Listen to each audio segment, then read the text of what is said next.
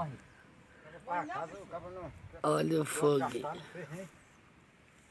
Sofreu prejuízo agora. Ele fez pra cair, né? Vixe Maria! O bicho do... Vai lá, Chico, pô. Você tá com a mão limpa, moço? Hoje é dia. Só essa aqui, só essa. Ai, meu Deus do céu, tem que dar Ai, vai risada. queimar, hein? Desse jeito, tem que botar só na brasa.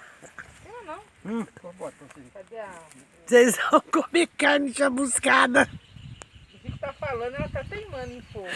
Eu trouxe um pacote de bolacha tá na minha sacola, não dou pra ninguém. Começou a bolachinha da fruta. O mineiro inventor Ô, mineiro! do churrasco aqui, ó. Só comendo a cerola, ô filha da mãe. Eu falei pra você que era só chuveiro, foi? Aí, ó.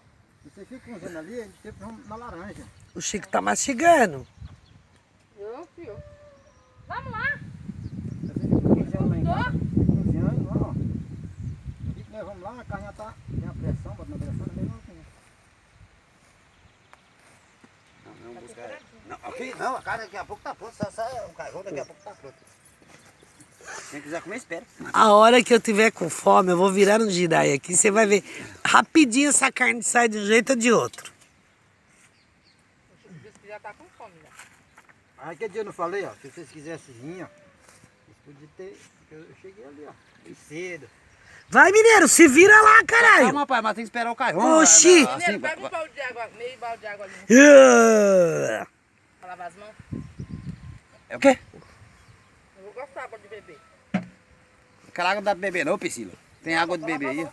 Pra lavar a mão. Mas tem o garfão tá cheio aqui também, Priscila. Silvana tá com fome.